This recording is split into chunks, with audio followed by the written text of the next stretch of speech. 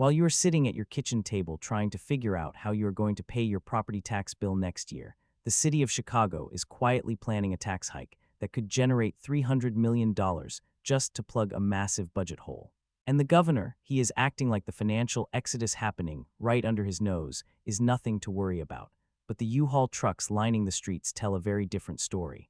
Before we expose the specific tax policies that are driving families out of Illinois every 9 minutes, make sure you hit that subscribe button for Tax Hack Pro. We track the money, the policies, and the politicians so you can protect your wallet from the fallout. There is a reason your neighbors are leaving. And trust me, it is not because they suddenly decided they hate deep dish pizza or Chicago summers. It is because the math of living in Illinois simply does not work anymore. Here is what the evening news is not telling you. In neighborhoods like West Garfield Park, property tax bills have jumped by more than 130%. In Englewood, they went up more than 80%. These aren't just statistics on a spreadsheet. These are real families, in real neighborhoods, facing a financial crisis that threatens to take their homes.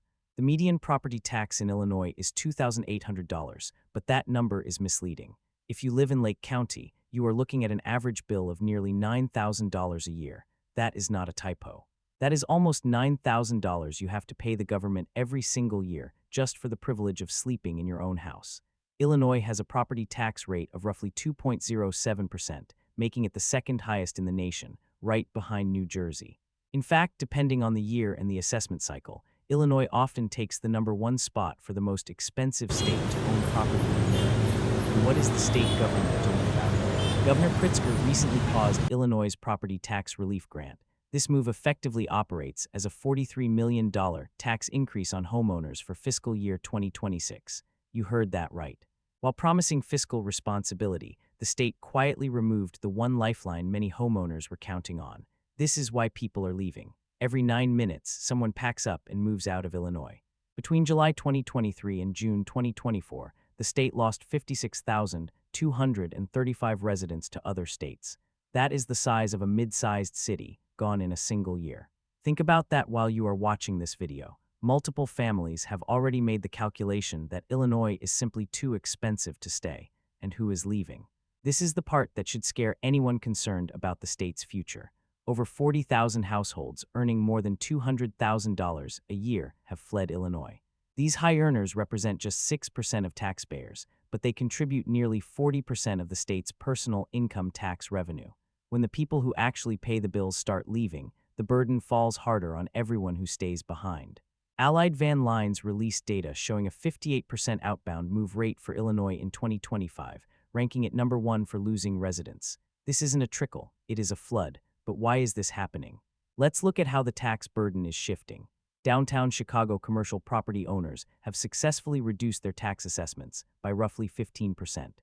This translates into an estimated $700 to $900 million annually being shifted away from large commercial owners and redistributed across the rest of the tax base. You know what that means in plain English? When big corporations hire teams of expensive lawyers to fight their tax assessments and win, the city doesn't just cut its budget. No, it shifts that tax burden onto residential homeowners. It shifts it onto working families on the south side, onto Hispanic families on the west side, onto the people who cannot afford to hire a law firm to fight City Hall. Property taxes in Illinois are a zero-sum game. The city decides how much money it needs, and if one group pays less, another group must pay more. And that elsewhere is always the people with the least political power. The numbers simply do not add up. Governor Pritzker will stand at a podium and say that raising taxes is not his first choice for the fiscal year 2026 budget. He will say Illinois needs to live within its means. But the data tells a different story. Since taking office, the state is taking over $1,300 more in taxes from each resident than before. Compared to 2019, the state is collecting $18 billion more from taxpayers, an increase of 51%. That is nearly double the rate of inflation over the same period. And let's talk about the gas tax. You might remember when the governor doubled the state's gasoline excise tax from 19 cents to 38 cents in 2019. But what you might not realize is that the law included an automatic annual inflation adjustment. That tax has now climbed to over 48 cents per gallon. Illinois drivers pay the second highest gas tax in America, and it goes up automatically every single year without a single vote needing to be cast by a legislator. Meanwhile, spending keeps growing. The fiscal year 2026 budget is projected at $55.2 billion. That is a $2 billion jump from the previous year. While families are sitting at the kitchen table choosing between paying their property taxes and buying groceries, Springfield is spending more than ever. And looming over all of this is the pension crisis. Illinois has the worst-funded pension system in the nation. The state could accumulate $22 billion in deficits by 2029 if nothing changes. These politicians made promises decades ago that they couldn't keep, and now taxpayers are being asked to cover the cost. It is no wonder people are moving to lower-tax states. The top destinations for people leaving Illinois are Indiana, Wisconsin, and Florida. You know why? Because those states have significantly lower tax burdens. Indiana and Wisconsin offer immediate relief just by crossing the state line. And Florida has zero state income tax. Think about the list of states with no income tax: Alaska, Florida, Nevada, South Dakota, Tennessee, Texas, Washington, and Wyoming. These states are booming. They are attracting businesses and families. Meanwhile, Illinois keeps raising taxes and wondering why everyone is leaving. If you want to know which states are the best for tax savings and how to legally lower your tax bill, you need to subscribe to Tax Hack Pro. We break down the strategies the wealthy use to move their money and protect their assets. The loss of the next generation is perhaps the most alarming trend.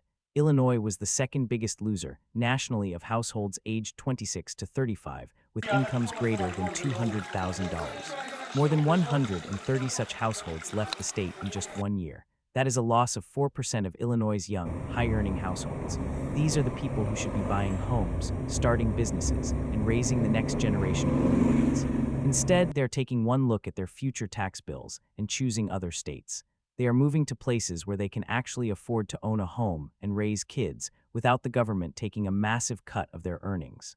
A recent poll found that 47% of Illinois residents say they would like to move out of the state. 20% said it is extremely likely, or somewhat likely, that they will leave within the next year.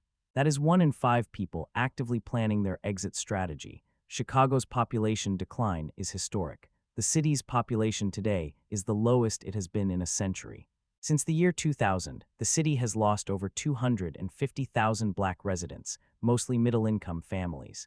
These families were the backbone of Chicago's neighborhoods, providing stability and community. They have been priced out and taxed out. The office vacancy rate in downtown Chicago hit an all-time high of 28% in the third quarter of 2025. More than 1 in 4 office buildings downtown are sitting empty. Companies are leaving. Citadel moved to Miami. Caterpillar moved to Texas. Boeing moved to Virginia. These are major employers taking thousands of jobs and millions in tax revenue with them. And the proposed solution from leadership: more taxes. There is a mega project bill being pushed that would grant massive property tax freezes for well-connected developers while shifting billions in property tax burdens onto families and small businesses. Read that again. Large developers get tax breaks. You get higher property taxes. That is the current policy direction. It is corporate welfare on steroids. The massive shift of the tax burden to residential homeowners, working families, and seniors is a direct transfer of wealth from the middle class to the politically connected. So here is my question: how much more can you take? How high do your property taxes have to go before you consider it? Are you going to wait until the bill doubles again, until all the neighbors are out? Chicago lost more than $2.3 billion in state revenue sharing, nearly double what it needs to cover its projected 2026 budget deficit. So where do you think they are going to get that money? From property owners, always from property owners. Because unlike income, which can move, and spending, which can happen elsewhere, your house is stuck there. It is the easiest thing to tax because it cannot run away.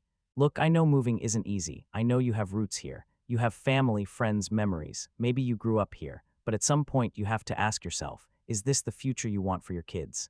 A state where working hard means paying more in taxes, where politicians give favors to wealthy developers while your property tax bill keeps climbing. Drop a comment right now and tell me, are you already planning your exit?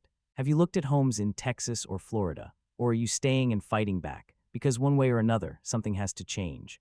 And if you're concerned about politicians who keep raising your taxes while giving breaks to their donors, hit that subscribe button for Tax Hack Pro and turn on notifications. We need to keep talking about this. The question isn't if Illinois families will keep leaving.